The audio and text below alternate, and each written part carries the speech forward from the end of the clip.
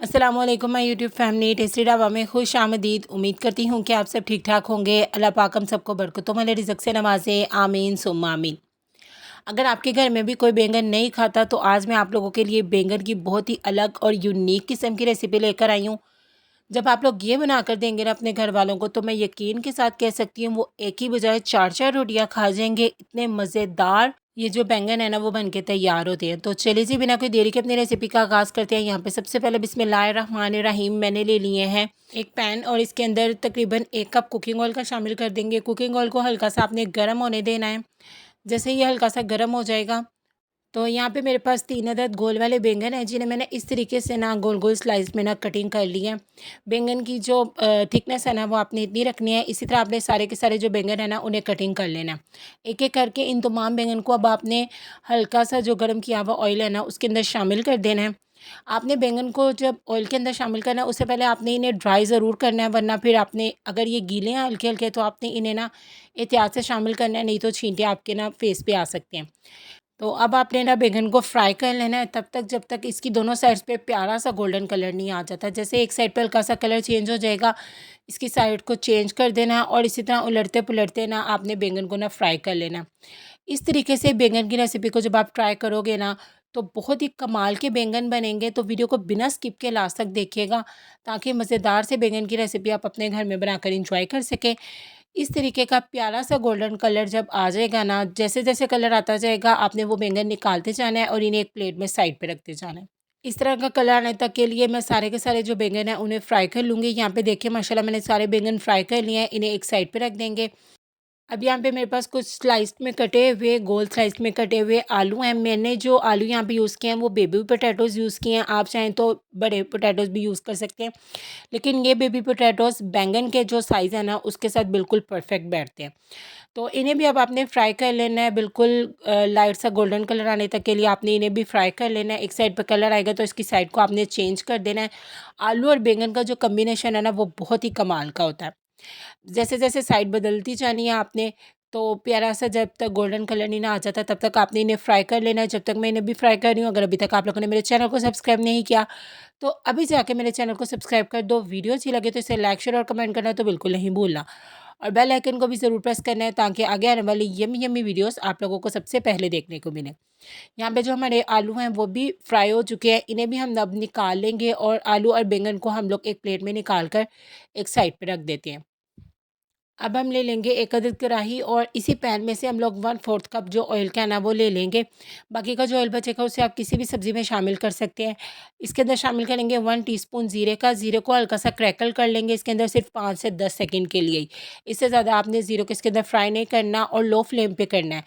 फिर आपने इसके अंदर 1 टेबलस्पून लहसुन अदरक का पेस्ट शामिल कर देना है। लहसुन अदरक को आपने इसके अंदर इतना फ्राई करना है कि जो लहसुन की रॉ वाली स्मेल होती है ना वो ख़त्म हो जाए और इसका हल्का सा जो कलर है ना वो चेंज हो जाए। जैसे इसे इसका हल्का सा कलर चेंज हो जाएगा, एक मीडियम साइज़ के प्याज को मैंने स्लाइस्ड में कटिंग करके रखा हुआ है वो आपने इसके अंदर शामिल कर देना है।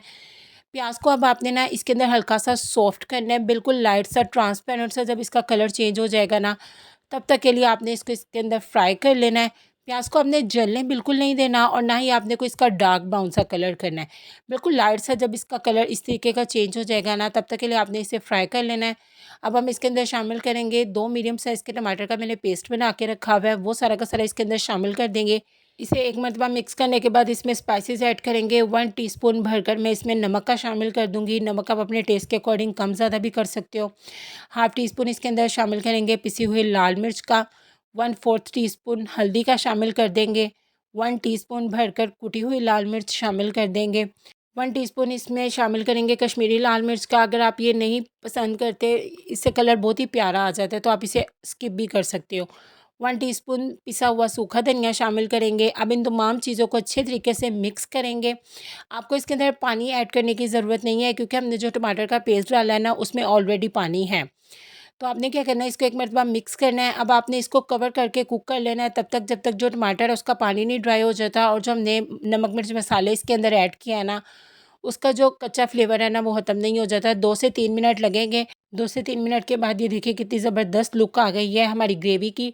इसे एक मरतबा मिक्स करेंगे और तेज़ आंच करके ना अब आपने इसका ये जो हल्का-फुल्का सा पानी है ना वो टमाटर का जो रह गया है वो ड्राई कर लेना है। तब तक ड्राई करना है जब तक इस पे से प्यारा सा जो ऑयल है ना वो रिलीज़ नहीं हो जाता। ऑयल रिलीज़ हो चुका है तो अब हम इसके अंदर सबसे पहले जो हमने फ्राई करके आलू रखे हुए हैं ना वो सारे के सारे इसके अंदर शामिल कर देंगे। पहले आपने आलू शामिल करने हैं। आलू शामिल करने के बाद आपने इसे एक मरतबा ना अच्छे तरीके से मिक्स करना है। उसके बाद आपने अगले स्टेप की तरफ जाना है। फिर आपने ना फैला के इसके अंदर जो हमने बैंगन भी फ्राई करके रखे हुए हैं वो सारे के सारे इसके अंदर शामिल करने हैं। बैंगन को आपने पूरी कढ़ाई में या पैन में ना अच्छे तरीके से इस तरीके से फैला देना है। और अब आपने 1 कप ले लेना है दही। दही आपने लेना है फेंट के इस्तेमाल करना है और गाढ़ा वाला जो दही है ना वो आपने यूज़ करना है। पानी वाला पतला दही आपने यूज़ नहीं करना। दही शामिल करने के बाद आपने हाफ़ टी स्पून कुटी हुई लाल मिर्च इसके ऊपर स्प्रिंकल कर देंगे। हाफ़ टी स्पून ही मैं इसके ऊपर नमक का भी छिड़क दूँगी ताकि जो दही हमने शामिल किया ना वो फीकी-फीकी ना रहे। इस स्टेज पे आप नमक मिर्च भी चेक कर सकते हो, अगर आपको कम लगे तो आप और भी शामिल कर सकते हो। नमक और कुटी हुई लाल मिर्च शामिल करने के बाद यहाँ पे मेरे पास हरी मिर्चियाँ स्लाइस में कटी हुई वो शामिल कर देंगे। मैंने इसके बीज को रिमूव कर दिया है और लास्ट में अब इसके अंदर 1 टेबलस्पून कसूरी मेथी को भी आपने शामिल कर देना है। अब आपने क्या करना है, इसे कवर लगाकर ना तकरीबन 2 से 3 मिनट तक कुक करना है। अभी आपने इसे मिक्स बिल्कुल भी नहीं करना। इसे कवर लगा देंगे और 2 से 3 मिनट के बाद ये देखिए माशाल्लाह इसकी लुक कितनी ज़्यादा कमाल की है और इसकी खुशबू के तो क्या ही कहने, वो तो आपको तभी पता चलेगी जब आप लोग इसे ट्राई करोगे। अब आपने हल्के हाथों से इसे एक मरतबा मिक्स करना है। मिक्स करने के बाद अब आपने इसे 1 मिनट दम के ऊपर रख देना है। सिर्फ़ 1 मिनट का अब आपने इसे दम देना है और 1 मिनट के बाद ये देखिए माशाल्लाह माशाल्लाह इसकी फ़ाइनल लुक कितनी ज़्यादा कमाल की माउथ वाटरिंग रेसिपी लग रही है ये। देखते साथ ही से मुँह में पानी आ रहा है, तो मैं इसे डिश आउट करती हूँ और आपको इसकी फ़ाइनल लुक भी चेक करवाती हूँ। ये देखिए माशाल्लाह माशाल्लाह हमारे मज़ेदार से खुशबूदार से आलू बैंगन कितने ज़्यादा कमाल के लग रहे हैं। तो आप लोगों ने मेरी इस यम्मी यम्मी रेसिपी को ज़रूर ट्राई करना है और फिर मुझे कमेंट सेक्शन में आकर बताना भी है कि आपको मेरी ये रेसिपीज़ कैसी लग रही हैं। दुआ में याद रखिएगा, अपना बहुत ज़्यादा ख्याल रखिएगा। अल्लाह हाफ़िज़।